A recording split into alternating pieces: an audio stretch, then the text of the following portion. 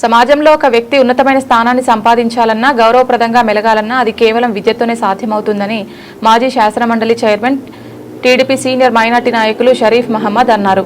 విజయవాడ ఇస్లాంపేటలోని మర్కజ్ ఇమామ్ ఇబ్నెబాజ్ educational welfare trust ఆధ్వర్యంలో నిర్వహించిన ప్రతిభా పురస్కారాల కార్యక్రమంలో ఆయన ముఖ్య అతిథిగా పాల్గొన్నారు. ఈ సందర్భంగా వన్ టౌన్ ప్రాంతంలోని ప్రభుత్వ పాఠశాలల్లో చదువుతూ ఉత్తమ మార్కులు సాధించిన విద్యార్థులకు ట్రస్ట్ తరపున 5,000 రూపాయల నగదు ప్రోత్సాహకంతో పాటు సంస్థ మెమోంటోను అందజేసి ఘనంగా సత్కరించారు. ఈ కార్యక్రమంలో పశ్చిమ నియోజకవర్గ టీడీపీ మైనార్టీ నాయకులు ఫతావుల్లాతో పాటు వెల్ఫేర్ సొసైటీ సభ్యులు, విద్యార్థుల తల్లిదండ్రులు తదితరులు పాల్గొన్నారు. అదేవిధంగా ఈరోజు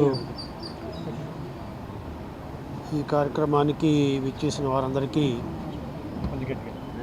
మరి ముఖ్యంగా Markaz Imam Ibne Abbas education and welfare society వారి ఆధ్వర్యంలో ఈరోజు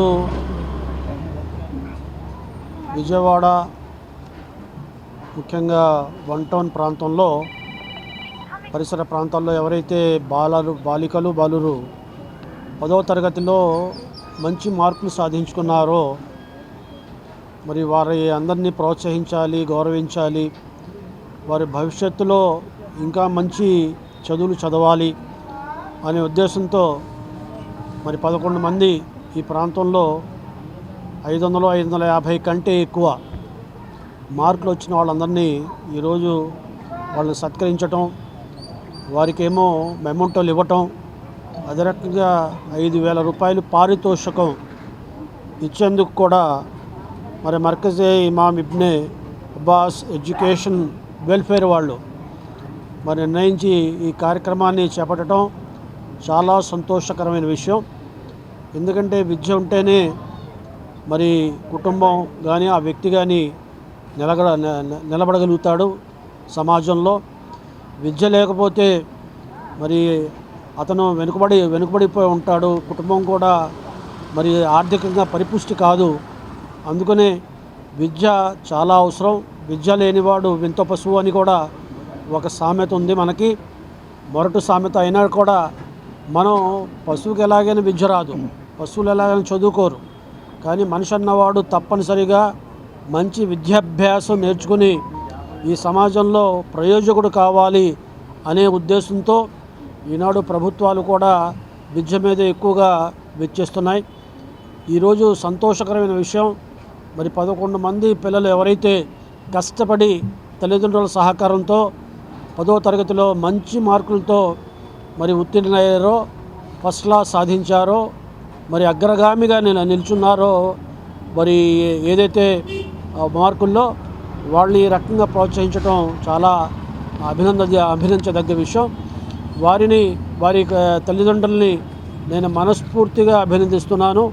వాళ్ళు భవిష్యత్తులో మరి ఏవైతే ఈరోజు ప్రభుత్వం మరి ప్రైవేట్ కాలేజెస్లో కూడా ఉన్నాయి, ప్రభుత్వ కాలేజీలు కూడా ఉన్నాయి. భవిష్యత్తులో ఐఐటి కానీ, జేఈఈ కానీ, అదే నీట్ కానీ, మరి అదే రకంగా ఎంసెట్ కానీ ఇటువంటి కోర్సులు నేర్చుకునే రకంగా వారు మరి వాటిని కూడా ఇంటర్మీడియట్తో పాటు ఈ కోర్సును కూడా చదివితే రాబోయే రోజుల్లో ఈ ఎంట్రన్స్ ఎగ్జామ్స్లో వీళ్ళు పాస్ అవడానికి, ఆ కోర్సు చదవటానికి బాగా ఉపయోగం ఉంటుంది. కాబట్టి ఈనాడు ఆ రకమైన ఆలోచన మరి ప్రభుత్వం చేస్తుంది, తల్లిదండ్రులు కూడా చేయాలి. వాళ్ళకి ఈ కోర్సులు నేర్పే మంచి మార్కులతో పాస్ అయ్యారు కాబట్టి ఇటువంటి కోర్సులు నేర్పే మరి ప్రైవేట్ ప్రభుత్వ ఇన్స్టిట్యూట్స్లో వాళ్ళకి మరి అడ్మిషన్ కల్పించడానికి ప్రయత్నం చేయాలి. ఆ రకంగా ప్రభుత్వం కూడా సహకరిస్తుంది.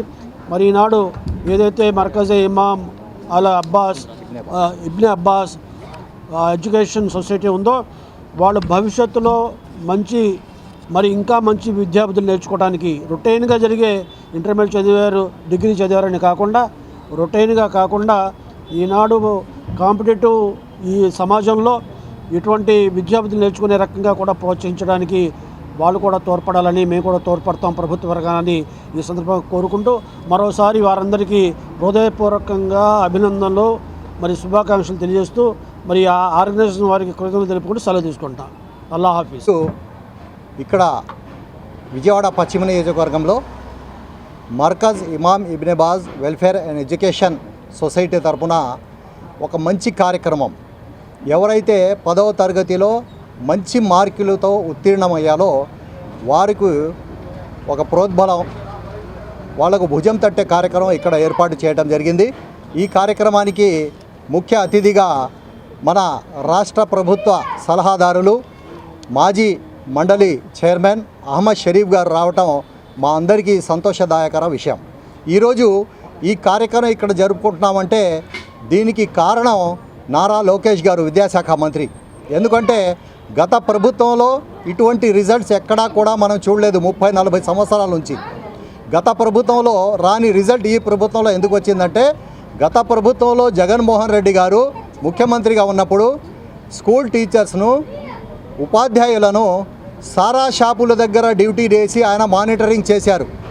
ఈరోజు నారా లోకేష్ గారు ఉపాధ్యాయులను స్కూల్లోనే డ్యూటీ చేసి పాఠాలు చెప్పమని మానిటరింగ్ చేశారు. కాబట్టి ఇటువంటి మంచి రిజల్ట్ ఈరోజు ఈ సంవత్సరం వచ్చిందని మీ అందరికీ తెలియజేస్తూ, ఇటువంటి మంచి కార్యక్రమం పెట్టిన Imam Ibn Baz welfare education and welfare society వారికి, ఈ ఎడ్యుకేషన్ వెల్ఫేర్ సొసైటీ ఫౌండర్ జనాబ్ సయ్యద్ అహ్మద్ మొహమ్మదీ గారికి కూడా నేను ధన్యవాదాలు తెలుపుతున్నాను.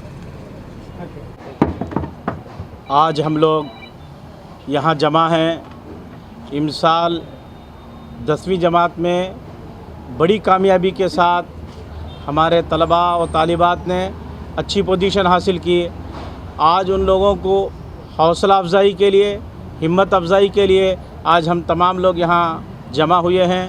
ये बच्चे जो आज मेहनत कर रहे हैं, यही कल मुल्क का मुस्तकबिल है। इन्हीं के हाथों मुल्क को तरक्की पाना है।